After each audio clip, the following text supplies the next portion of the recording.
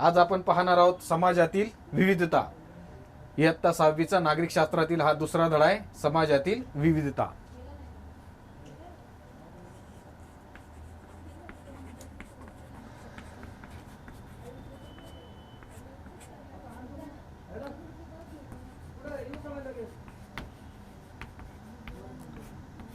समाजातील विविधता पाहत असताना आपल्याला काय आहे, आपल्या भारत देशाचा थोडा विचार करायला पाहिजे. आपण आपल्या समाजापुरता आणि आपल्या आसपासच्या गोष्टी विचार नाही करायचा, आपल्याला पूर्ण भारत देशाचा विचार करायचा. कारण काय की आपण आपल्या देशात एकदम विविधता आहे, सगळीकडे विविधता आहे. म्हणजे भाषा झालं, राहणीमान झालं, खानपान झालं, ह्या सगळ्या गोष्टीत आपली विविधता आहे. धार्मिकता झालं, या सगळ्या गोष्टीकडे आपल्या काय विविधता आहे. आणि त्या विविधतेतून आपल्याकडे एकता आहे. आणि ती एकता म्हणजे काय, आपली ताकद आहे. म्हणजे ह्या आपल्या जीवनात असताना किंवा आपल्या भारतीय जीवनात तुम्ही भारत स्वतंत्र झाल्यानंतर जवळजवळ परदेशी लोकांनी खूप काही अंदाज वर्तवले होते की भारत देश स्वतंत्र झाल्यानंतर 5 ते 10 वर्षात भारताचे वेगवेगळे विभाग पडतील. तसं न होता भारत एक संघ राहिला. आणि ही भारतीयांची ताकद आहे. ती कोणती ताकद आहे, ती एकता ताकद आहे. म्हणजे भारतीयांच्या अनेक आहेत, आपल्याकडे धर्म वेगळे, जात वेगळी, भाषा वेगळी, परंपरा वेगळ्या आहेत, सगळे विविधता असताना सुद्धा आपली काय एक भारताची एक ताकद आहे. आणि ती ताकद कशात आहे, आपली एकतेमध्ये. म्हणजे सगळीकडे विविधता असताना सुद्धा आपण एकत्र राहतोय, ही आपली एक ताकद आहे. म्हणून आपला पहिला पॉइंट आहे या धड्यातला, काय पॉइंट आहे, विविधता हीच आपली ताकद.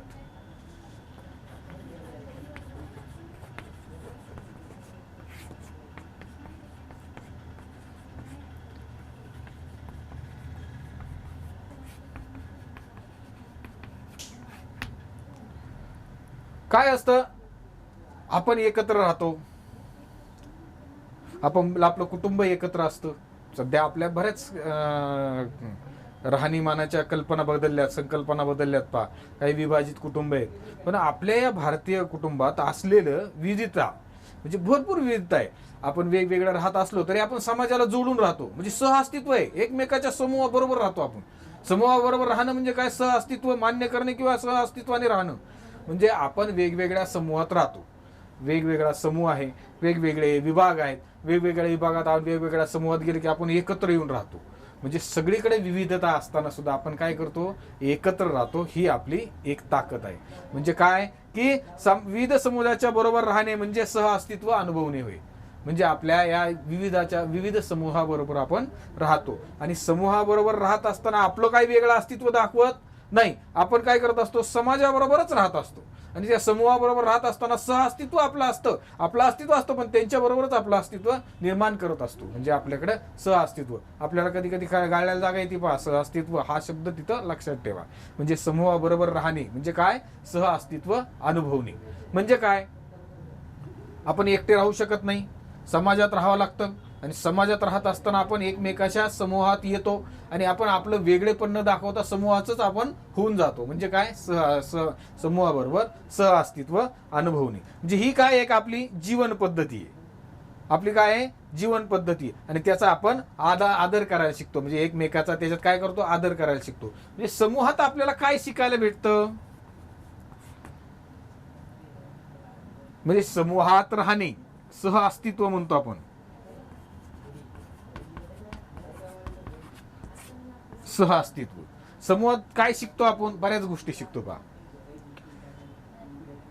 एकमेकाचा आदर करणं, एकमेकाचं मत ऐकून घेणं, आपलं मत ऐकावं असं वाटणं, किंवा त्याची ओळख करून घेऊन त्यांचे गुणाची माहिती करून घेणं. म्हणजे काय, एकमेकाचा साहजिकच काय करतो आपण, आदर करतो. म्हणजे विविधता असलेली बऱ्याच ठिकाणी बरंच विविधता समूहात जातो आपण. त्या समूहात जात असताना आपल्याला काय, समूहात जात असताना आपण सहअस्तित्व आपलं असतं.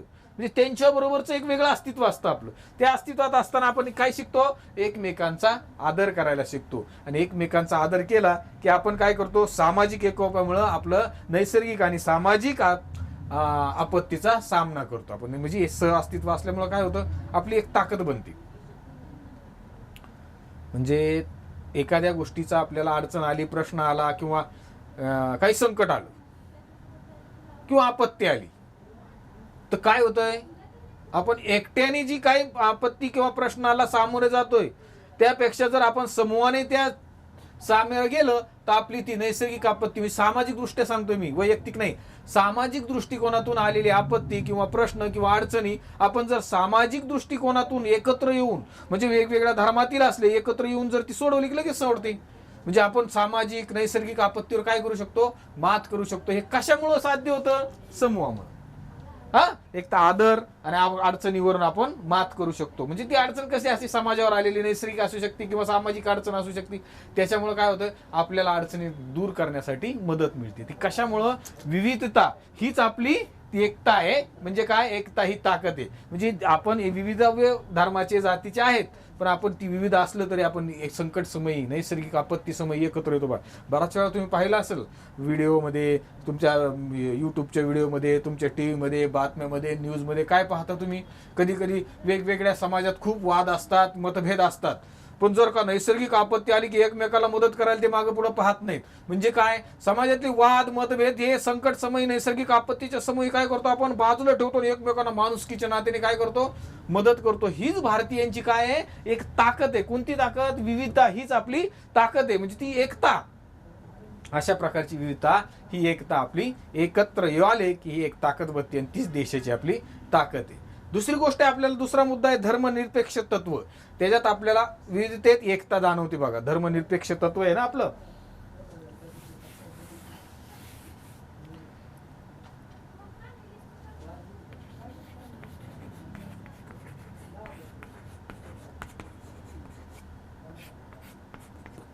धर्मनिरपेक्षतेचं तत्व आहे बघ, ते धर्मनिरपेक्षता. ही धर्मनिरपेक्षता हे एक तत्व आहे. आपल्या भारतीय संविधानात हे तत्व मान्य केलेले आहे. काय की समाजातील आपल्या समाजात वेगवेगळे विविध असले धर्माचे लोक राहतात. त्या धर्मात वेगवेगळ्या धर्मनिरपेक्षित लोक किंवा धर्माचे लोक एकत्र राहतात.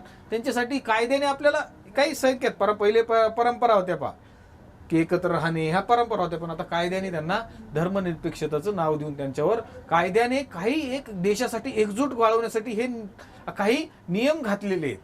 किंवा धर्मनिरपेक्षता हे आपण अवलंबलंय का, तर आपल्या धर्मातील किंवा आपल्या समाजातील किंवा आपल्या देशातील विविधता आहे, धार्मिक विविधता आहे, ती काय सगळी एकत्र येऊन सगळ्यांनी सुखसुविधेने किंवा आनंदाने नांदलं पाहिजे, यासाठी ही धर्मनिरपेक्ष तत्व दिले. त्या तत्वात काय दिलंय, भारतीयांसाठी काय दिलंय, भारत हे जगातील एक महत्वाचं धर्मनिरपेक्ष राष्ट्र आहे.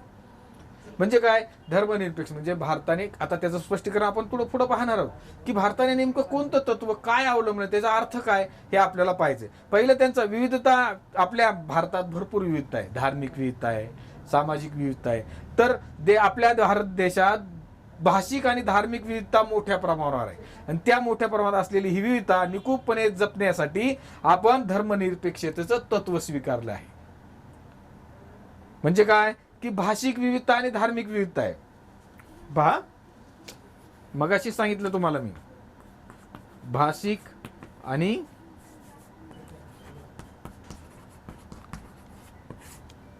धार्मिक विविधता आहे.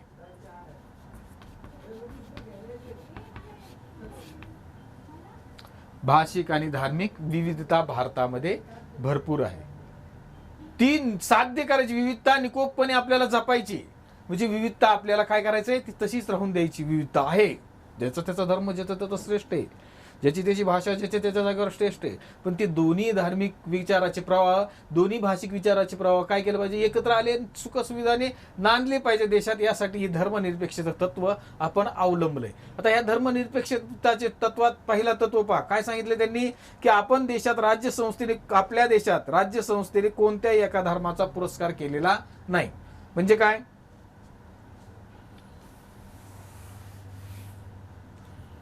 आकडा 1, पुरस्कार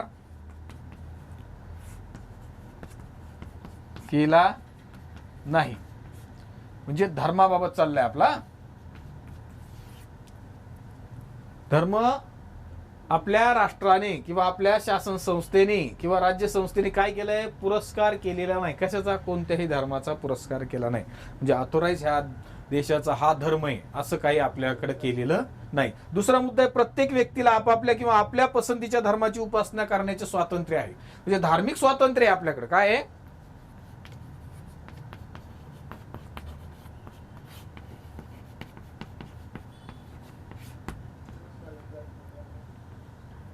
प्रत्येक व्यक्तीला आपल्या विचाराप्रमाणे कोणत्याही म्हणजे आपल्या आपल्या पसंतीच्या धर्माची उपासना करता येते. म्हणजे तुम्ही या धर्मात जन्माले म्हणून तेच धर्म करायचा असं काही नाही. तुम्ही तुमच्या पसंतीने धर्माची उपासना करू शकता आणि हे तुम्हाला काय आहे, संविधानाने किंवा आपल्या न्याय संस्थेने राज्य संस्थेने दिलेले हे आपल्याला काय आहे, एक तत्व आहे. म्हणजे धर्मनिरपेक्ष ह्या तत्वाखाली आपल्याला ते स्वातंत्र्य देण्यात आलंय. म्हणजे धार्मिक स्वातंत्र्य, तुम्हाला धर्माची उपासना, आपण त्याला म्हणू उपासना, काय उपासना करण्याचं स्वातंत्र्य तुम्हाला दिले. पुढचा मुद्दा आहे, धर्माच्या आधारे व्यक्तीमध्ये भेदभाव करता येत नाही आणि सर्व धर्माच्या लोकांना राज्य संस्थेकडून समान वागणूक दिली जाते. म्हणजे समानतेचे तत्व इथे आपल्याला पाहायला मिळते. काय धर्माच्या आधारावर विषमता पसरवली जात नाही. म्हणजे आपापल्या प्रत्येक व्यक्तीला समान वागणूक दिली जाते आणि व्यक्तीमध्ये भेदभाव केला जात नाही.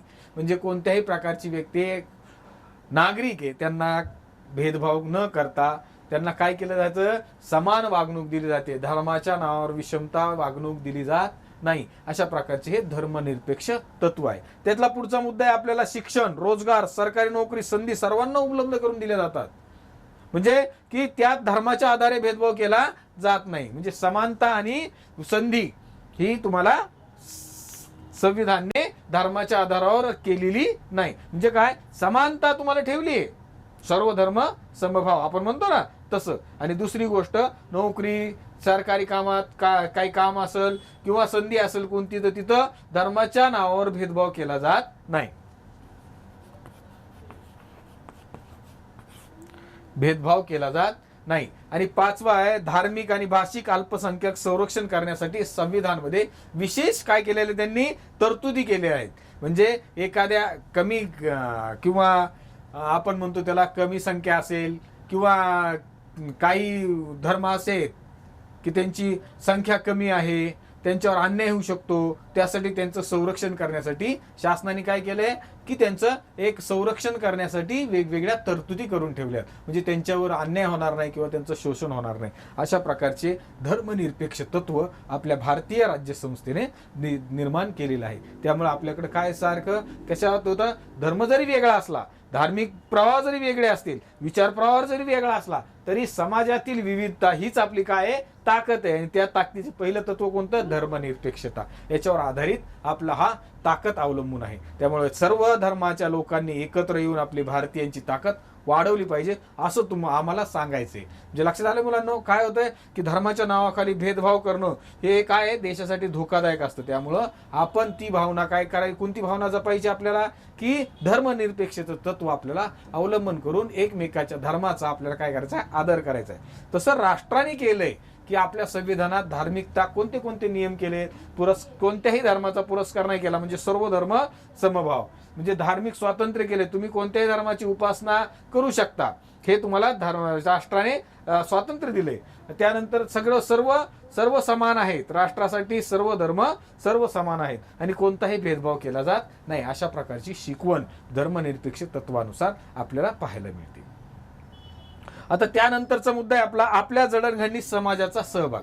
सामाजिक विधा मागच्या तासाला पाहिलं आपण नागरिक शास्त्राच्या, काय पाहिलं आपण की समाज म्हणजे काय. आता समाजात एकत्र राहायचं तर कसं राहायचं, आपल्याला ह्या धर्मनिरपेक्ष तत्वानुसार राहायचं. आणि ते राहत असताना आपली ताकद कोणती, एकता. म्हणजे आपल्याकडे विविधता आहे पण तीच आपली काय आहे, ताकद आहे. म्हणजे काय की समाजात एकत्र आले की वेगवेगळे विचार प्रवाहाचे, धर्माचे, भाषाचे हे सगळे वेगवेगळे प्रकार असतात किंवा वेगवेगळे लोक असतात. त्या वेगवेगळ्या लोकांना एकत्र कुठे येतात, समूहात येतात. आणि समूहात राहणं हे आपलं सहअस्तित्व टिकून ठेवण्यासारखं आहे, अनुभव नाही. म्हणजे सहअस्तित्व आपण समाजाच्या मध्ये अस्तित्वात अनुभवतो. म्हणजे काय, समाज एकत्र आलोय आपण आणि समाजाचा एकमेकांना कसा उपयोग होतो हे आपल्याला बघायचं. आता पुढचा मुद्दा आहे आपल्याला सहकार्य.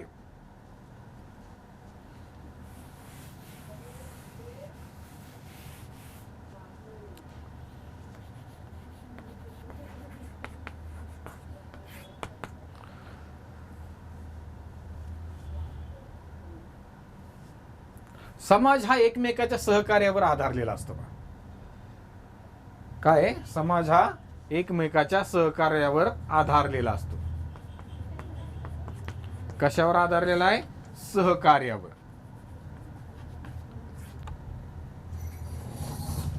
तर आपण आतापर्यंत काय पाहत होतो? सहकार्य. म्हणजे सहकार्य, एकमेकांना सहकार्य केलं पाहिजे. म्हणजे सहकार्याचा अर्थ काय? की मदत. मदत म्हणजे काय? अडचणी, प्रश्न निर्माण झाले की आपण एकमेकांना काय करतो? सहकार्य करतो. आणि हे सहकार्य करत असताना आपण तो निकोप करायचा. म्हणजे काय? की निस्वार्थीपणे एकमेकांना सहकार्य करतो. हे समाजातच होऊ शकतं आणि कुटुंबात होऊ शकतं. जर एकमेकांना सहकार्य करण्याची वृत्ती आपल्यात नसेल तर आपलं कुटुंब सुद्धा एकत्र राहू शकत नाही. म्हणजे एक कुटुंबातही आपल्याला परस्पर अवलंबन, म्हणजे एकमेकावर राहावं लागतं अवलंबून. म्हणजे काय? की आपल्याला सहकार्य करणं भाग आहे, ही आपली गरज आहे. आणि कुटुंबात असो किंवा समाजात असो, काय होतं? सामाजिक अडचणी, प्रश्न वेगवेगळे असतात. कौटुंबिक प्रश्न, अडचणी वेगळे असतात. दोन्ही ठिकाणी आपल्याला एकमेकांना सांभाळून घ्यावं लागतं आणि एकमेकांना समजून घेऊन मदत कार्य करावं लागतं. म्हणजे अडचण आणि प्रश्न यावेळी आपण काय केलं पाहिजे? समाजात एकत्र राहण्यासाठी एकमेकांना मदत केली पाहिजे. पुढचा मुद्दा आहे आपला सहिष्णुता आणि सामंजस्यपणा.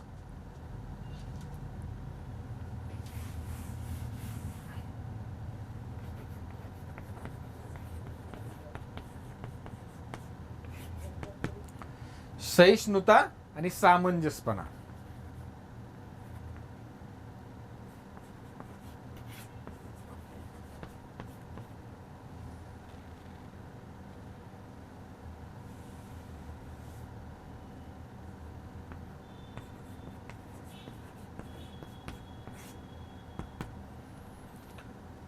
काय होतं? आपल्याला कधी कधी शब्दाचा अर्थ लक्षात येत नाही. धर्मनिरपेक्षता, सहिष्णुता, सामंजस्यपणा. काय होतं? विचाराचा मतभेद असतात, भरपूर लोकांचे असतात बा. त्या ह्या शब्दांचा अर्थ आपण जर जास्त पसरून सांगितला तर तुमच्या लवकर लक्षात येत. कारण तुमची आता 6वीत असल्यामुळे तुमची बौद्धिक क्षमता समजून घेण्याची वेगळी असते. आता हे मोठ्या माणसांना सांगितलं की सहिष्णुता ठेवली पाहिजे म्हणजे काय, त्यांना लक्षात येतं, पण तुमच्या लक्षात येणार नाही. आपण भरपूर संविधानात शब्द पाहिले बघा. सार्वभौम, सहिष्णुता, धर्मनिरपेक्षता, ह्या सगळ्या गोष्टीचा आपण पहिल्यांदा अर्थ पाहायला पाहिजे. आपण म्हणतो ना सकाळी प्रार्थनेसाठी ताट उभा राहतो, चालू असतं आपलं की धर्मनिरपेक्षता, सामंजस्य, सहिष्णुता, सार्वभौम, या सगळ्या शब्दाचा आपण उच्चार करतो. पण तुम्ही कधी विचारले का एका शिक्षकांना की सर या शब्दाचा अर्थ काय? विचारा ना, काय अडचण तुम्हाला? सर सांगतील तुम्हाला. पण तुम्ही विचारलंच नाही तर आम्ही काय गृहीत धरून चालतो? या शब्दाचा अर्थ तुम्हाला माहिती आहे. म्हणजे कधी कधी विचारात वर्गात असताना आपण, आता तुम्ही इथं समोरासमोर विचारू शकत नाही, ठीक आहे, पण शिक्षक भेटले तुमच्या त्या विषयाचे, ते तुम्हाला या विषयाच्या संदर्भात विचारत जा. इतिहासाच्या शिक्षकांना विचारायचं, नागरिक शास्त्र शिक्षकांना विचारायचं, सर धर्मनिरपेक्षता म्हणजे याचा अर्थ काय? सहिष्णुता म्हणजे काय? सामंजस्यपणा म्हणजे काय?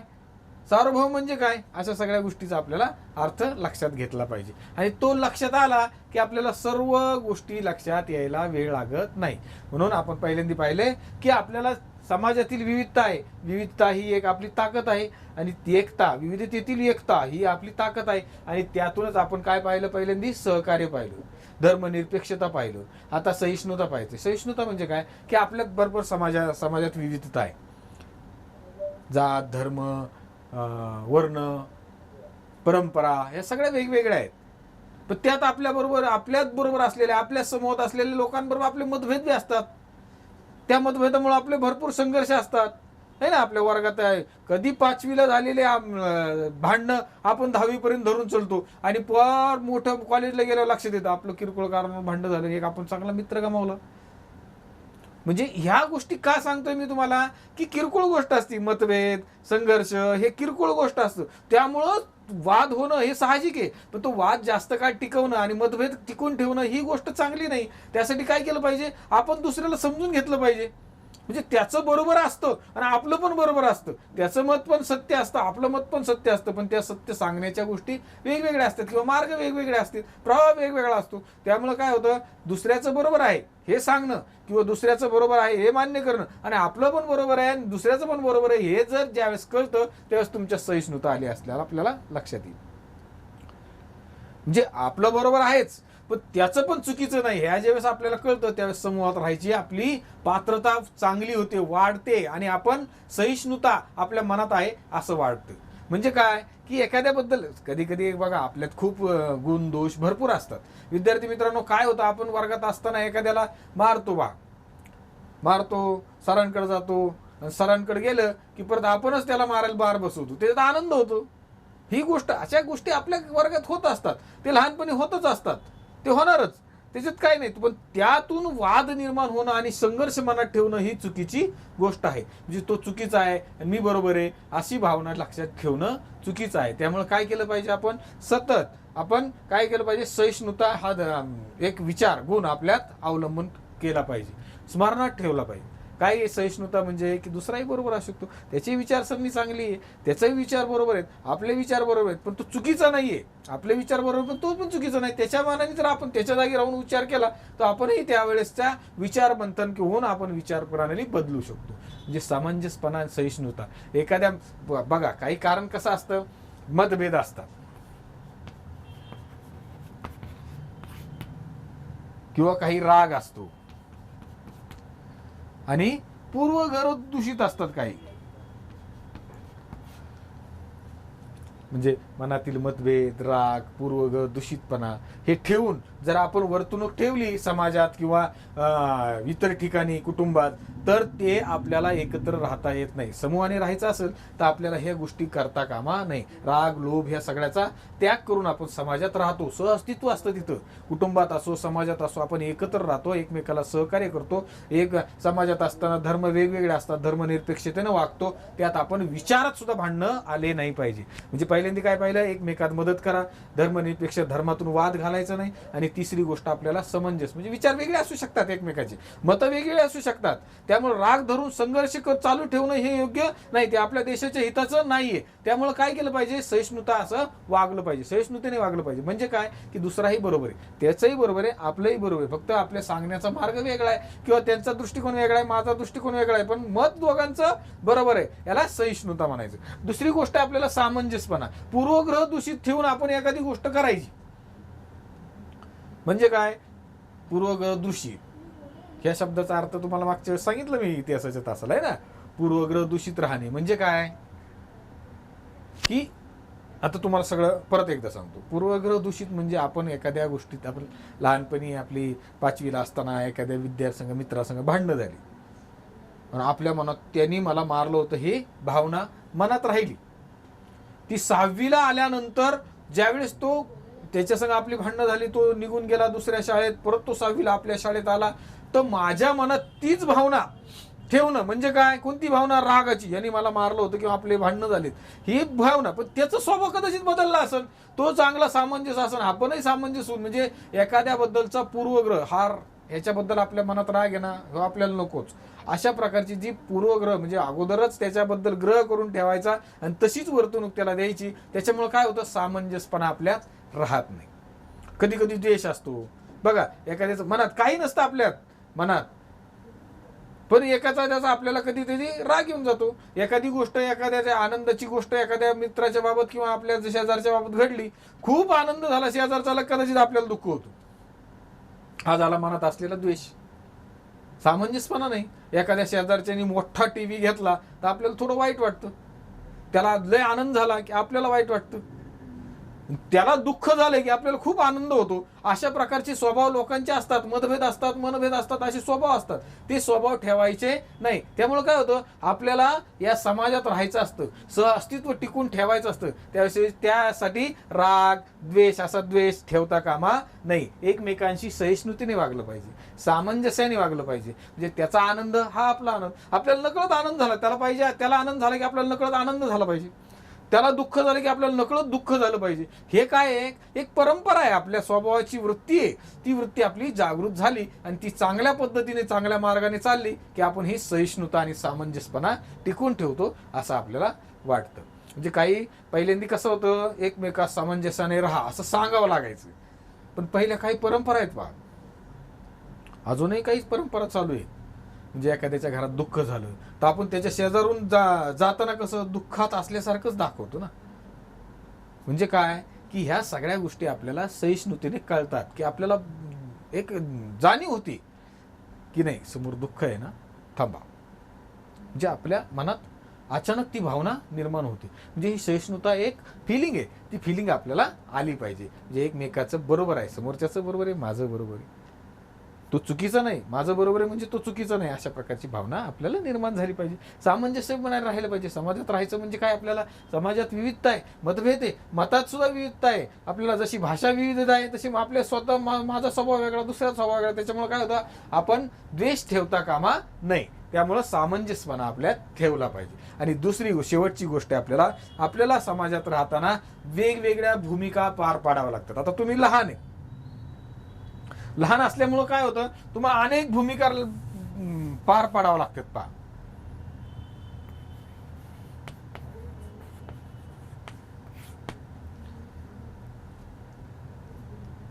तुम्ही आई वडिलांची मुलं आहात, आहे ना, ती मुलगा किंवा मुलगी आहात का नाही, मग त्या आई वडिलांची एक त्या असलेली त्यांची मुलाची भूमिका तुमची तिथं असते. भूमिका म्हणजे घरात आपण एक लहान आहे ती एक भूमिका असते, बाहेर आपल्याच्या भावाची आपण बहीण आहे किंवा भाऊ आहे ही एक भूमिका असते.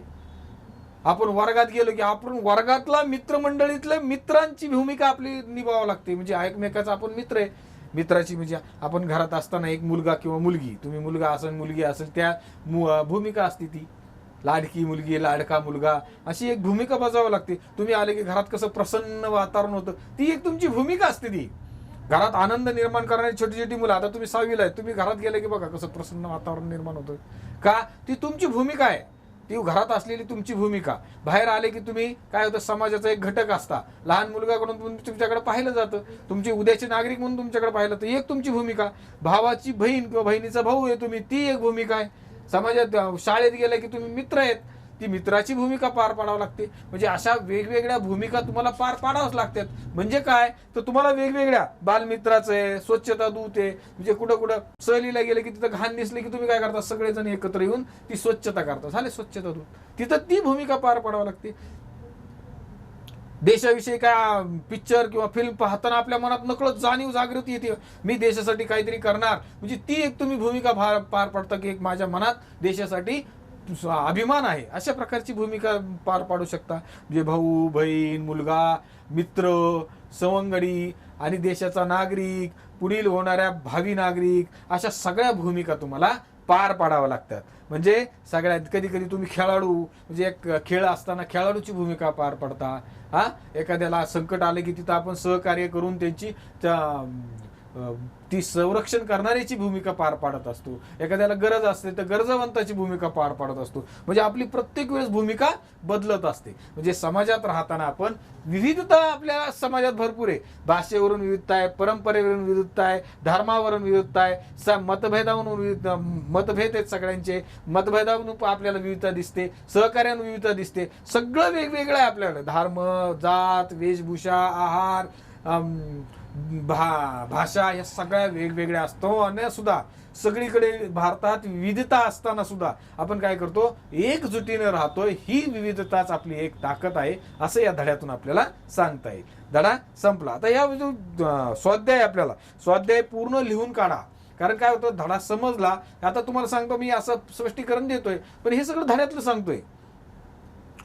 काय होतं, कधी कधी गैरसमज होतो विद्यार्थ्यांचं, सर मनानेच काहीतरी सांगतात, मनाने नाही सांगत. हे धड्यातलेच गोष्टी आहेत, त्या फक्त मी माझ्या शब्दाने तुम्हाला सांगतोय. त्यामुळं त्या धड्यातल्या आहेत आणि त्या धड्यातल्या गोष्टीचा प्रत्येक प्रश्नाचा तिथं संदर्भ आलेला आहे. आणि तो संदर्भ आल्यामुळे तुम्हाला स्वाध्याय लिहिणं सोपं जावं, यासाठी तुम्हाला तुमच्या भाषेत सांगण्याचा मी प्रयत्न केलेला आहे. धडा संपला. धन्यवाद.